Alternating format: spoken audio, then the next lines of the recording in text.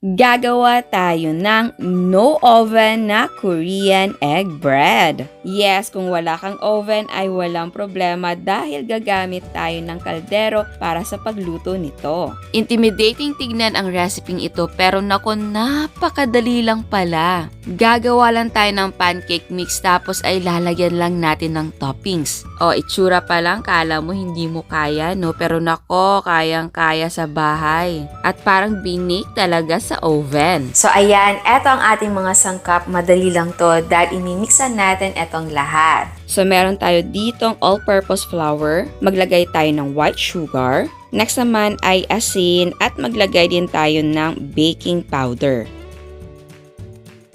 Tapos ay imixa muna natin ito. Pagka-mix ay maglagay tayo ng evaporated milk and yes, pwedeng gumamit ng fresh milk. Next ay maglagay tayo ng itlog. At maglagay tayo ng melted na margarine and yes, pwedeng gumamit ng butter. Kung wala namang butter or margarine, pwedeng gumamit ng cooking oil. At panghuli, maglagay tayo ng vanilla essence. Tapos ay i-mix natin ito na mabuti until wala ng lumps.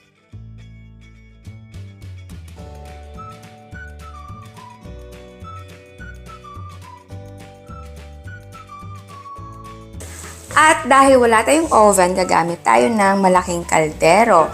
So, eto ay kaldero or bottom part ng steamer. So, malaki yung gagamitin ko para magkasya ang ating mga pans. So, eto naman ay metal na pwedeng pagpatungan ng ating mga pans. So, ilalagay natin yan sa loob. Okay. So, etong gamit ko ay maliliit na lianera. So, ang gamit talaga ay yung maliliit na mga loaf pan, di ba? Pero wala ako noon. So, gamit tayo ng maliliit na lianera. Pero kung wala naman kayong lianera, ay pwedeng gumamit ng mga muffin pans or cupcake pans. Or kung wala, pwede din na kahit anong shape na maliliit na cake pans. Pwede yung bilog, square, or rectangle. So, mag-lightly grease tayo nito. Tapos, ay ipunan natin ang ating batter. Ayan, lightly grease ang mga pans natin. So, i-divide na natin ang batter into 4 equal parts. Next ay maglagay tayo ng quick melting cheese on top.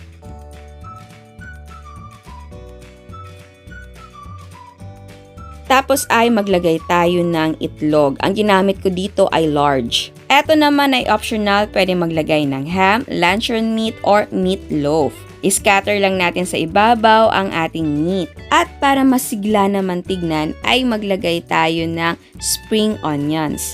Tapos ay continuous lang ang paglalagay ng mga toppings. Pagkatapos ay ilagay na natin ang mga lianera sa ating kaldero.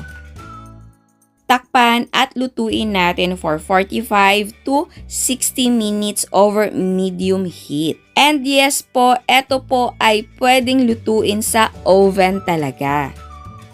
After 45 or 60 minutes, i-check natin. Gamit tayo ng barbecue stick, tusukin natin. Kapag lumabas with few moist crumbs ay luto na ito. Pero kapag basa pa, extend the cooking time. At yan ay luto na, so hanguin na natin ito at palamigin sa pan ng mga 10 minutes. After 10 minutes ay pwede nang tanggalin.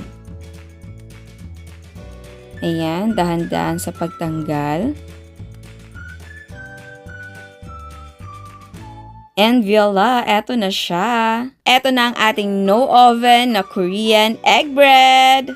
Ayan, so tikman na natin. Kuha tayo ng isa. Ayan siya. So, yung itsura niya.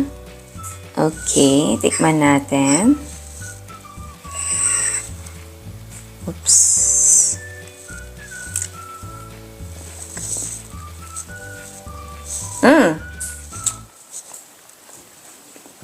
Alam nyo, bread ang tawag sa kanya, pero mas malapit siya sa cake. Kasi nga, yung ginawa natin na batter ay pancake mix yun, di ba? So, hindi ko alam kung bakit tinawag siya na Korean egg bread. Kung alam nyo, paki-comment. Pero, though hindi siya bread, masarap pa rin yung lasa niya. And yung combination, gustong-gusto ko. Dahil, di ba, minsan yung pancake natin ay naglalagay tayo ng mga savory na toppings, which is parang ganito din. So, kung gusto nyo na bacon ang ilagay, pwede. And kung gusto nyo din mga leftover na mga ham, mga ganun, pwede talaga. And yes, malasa siya. Gustong-gusto ko pati yung ganito na combination, yung sweet and savory. Gusto ko yan talaga. And again, kung wala kayong maliliit na loaf pan or wala kayong mga lianera na maliliit, pwede naman sa mga muffin pans or sa cupcake na pans, or kung wala talaga, pwede naman na kahit anong shape or size ng cake pan. So, pwedeng square, yung maliliit na square or rectangle, at pwede ang mga bilog. Sa toppings naman, ang common talaga ay keso, tsaka yung itlog. Pero yung keso na ginagamit ng iba ay mozzarella, so pwedeng ganon.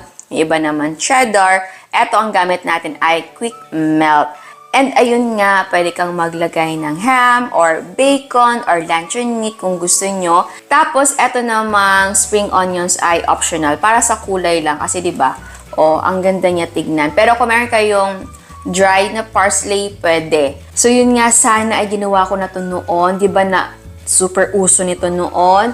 Kasi naman ay very popular ang Korean na mga group, band, and mga K-drama. Tapos yung pagkain nila ay naiinganyo rin tayong gawin. So, isa to. Ayan, ang ganda. Sa itsura niya, intimidating siya tignan. Pero nako, napakadali lang niyang gawin as in. And nagawa natin siya na hindi kailangan ng oven. Kaya kung wala kayong oven, ay huwag kayong mag-alala. Kayang-kaya yan ng improvised oven natin. So, ayan, sana nagustuhan nyo ang recipe natin ngayon. Ciao! At sa mga hindi pa nakasubscribe, please subscribe sa ating YouTube channel and please click the notification bell and please click all para ma-notify kayo sa lahat ng uploads. And please don't forget to like our Facebook page and follow us on Instagram. Thank you!